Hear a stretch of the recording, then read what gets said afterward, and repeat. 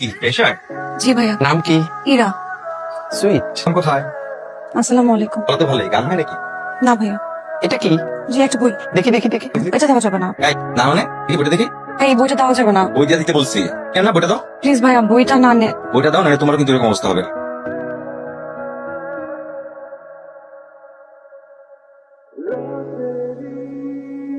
শুনুন, ধন্যবাদ।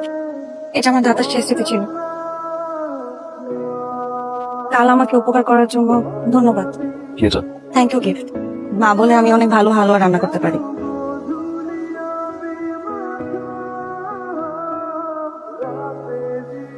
শুনুন, হালুয়া ভেতরে আরেকটা জিনিস আছে, খুলে দেখুন। কারো দেওয়া থ্যাংক ইউ গিফট ফেলে যেতে হয় না। এই বাড়ির মধ্যে বেগানা পুরুষ ঢোকা নিষেধ।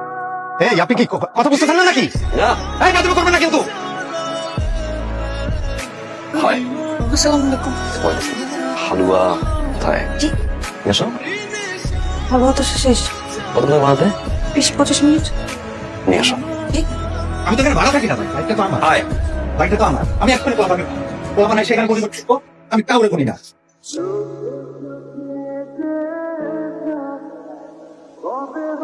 Just beautiful.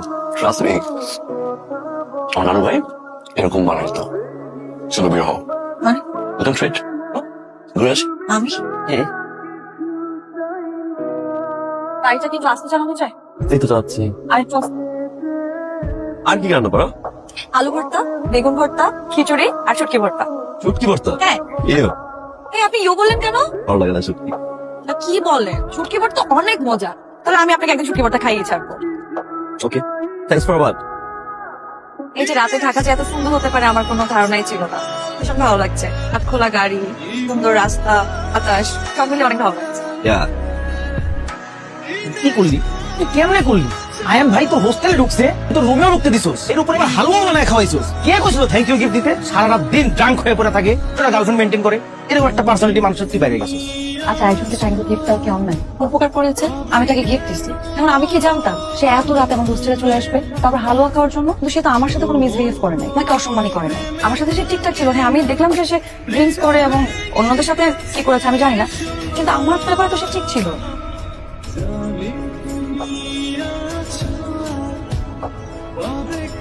বাসা থেকে কি উনি এসব খায়? হ্যাঁ, বাসাতেই বার বানিয়ে নিছে। তো কেউ কিছু বলে না? কে কি বলবে? আমরা তো সবাই কর্মচারী। ওনার মা বাবা ভাই বোন এরা কিছু বলে না? ভাই বোন কেউ নাই। আয়ান স্যারের বাবা মারা যাওয়ার পর ভালো কোনো মানুষ করার চেষ্টা করেন। ম্যাডাম তো সবসময় ব্যস্ত থাকতো বিজনেস, পার্টি, পার্টনার নিয়ে।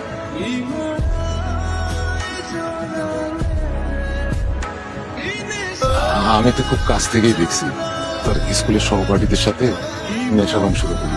সেই সময় যদি তারা কেউ মাথায় হাত দিয়ে দিত, এইসব খাইস না। আয়ান স্যারের জীবনটা আজ অন্যরকম হতে পারে। ছোটবেলায় থেকে এই মারে খুব চাইতো। ম্যাডাম তো তারা সময় দিতে পারে নাই। কষ্টে আস্তে আস্তে সে খুব খারাপ যেত। আপনি কোথায় যাবেন ড্রাইভারে বলেন, ড্রাইভার আপনাকে পৌঁছাই দেবেন।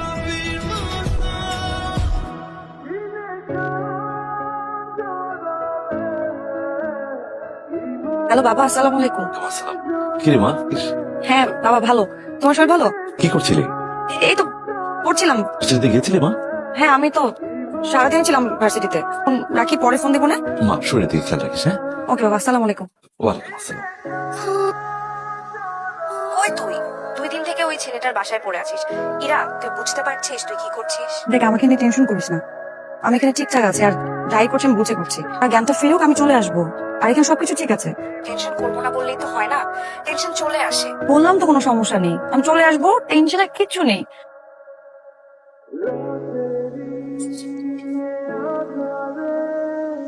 লেবু পানি খান, হ্যাংওভার কেটে যাবে। এখানে আপামনি তো 2 দিন ধরে এখানে আপনার দেখাশোনা করার লেগা। আপনি তো 2 দিন পরে উঠলেন, আমি কি করবো বলেন? অবস্থা তখন এত খারাপ হয়েছিল যে আরেকটু দেরি করলে আপনাকে হসপিটালে নিয়ে যেতে হতো। এখন থেকে ছাই পাশ খাবেন না, ফেলে দিচ্ছি, কোনোদিনও খাবেন না।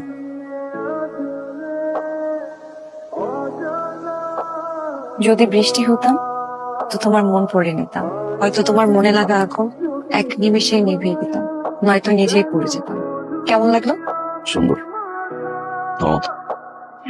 আমার না ঝাল খিচুড়ি খুব ভালো লাগে, একটু ঝাল ঝাল করে খিচুড়ি রান্না করতে আপনি খেতে পারবেন তো? বৃষ্টির পর আকাশটা খুব সুন্দর লাগে, একসাথে আকাশ দেখবো। এই তখন আমার দিকে তাকিয়ে বলতো,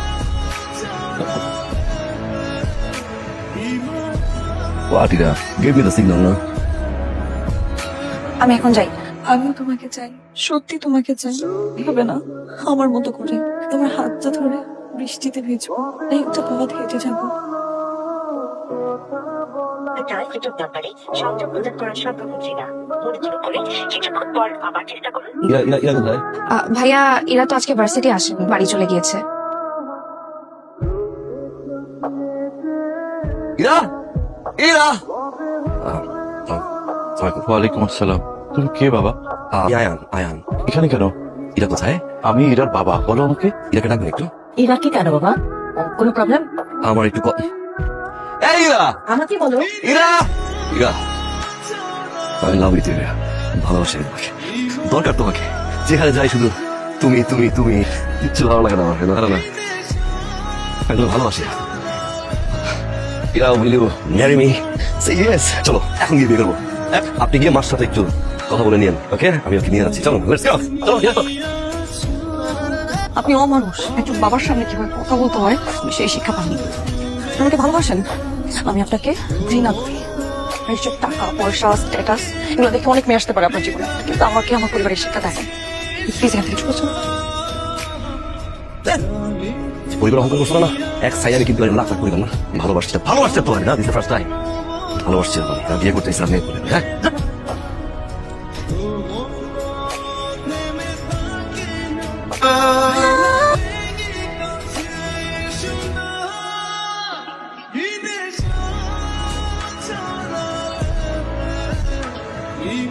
ওই জি কেমন আছো এটা? ভালো। আয়নের মা, আসলে আমি মুখে এই বাড়িতে ঢুকলাম আমি নিজেই জানি না মুখেই বা যে আমার ছেলের হয়ে ক্ষমা প্রার্থনা করবো সেটাও বুঝে উঠতে পারছি না। ভাবছিলাম যখন আমার ছেলেটিকে ওইরকম তোর অবস্থায় দেখলাম আর পানির মধ্যে ভাসছে, নিজের জীবনের চিত্রটাও আমি চোখের সামনে দেখতে পাই। উপহার হিসেবে চাইতে এসেছি এবং আমি কথা দিচ্ছি যে আমি ইরাকে খুব যত্নের সাথে ফেলে রাখবো। আপনারা যদি অনুমতি দেন, অবশ্যই ইরার অনুমতিও সেখানে প্রয়োজন। আপনাদের কাছে আমি ইরাকে প্রার্থনা করছি, যাকে আমার জীবনে যদি পাই, আমার ছেলের স্ত্রী রূপে আমার ছেলেকে বেঁচে যাবে। ভালোকে তুমি শুধু একাই বাসছো, আমি ভালোবাসি নাই। তুমি শুধু একাই আমাকে চেয়েছো, আমি চাইনি। আমি শুধু আমার মতো করে চেয়েছি তোমাকে। তুমি কখনো বুঝতে চাওনি আমি তোমাকে কিভাবে চাই। আমি তোমাকে বোঝাতেও পারিনি। ট্রাস্ট মি, যাওয়ার পর থেকে আমি কেমন এলোমেলো হয়ে গেছি। কিছু ভালো লাগে না। আমার ড্রিম করতে পারি না, আজকে দৌড় করে গেছি। আমার সব জায়গায় শুধু তুমি। বাঁচবো না তোমার কাছে, আই প্রমিস।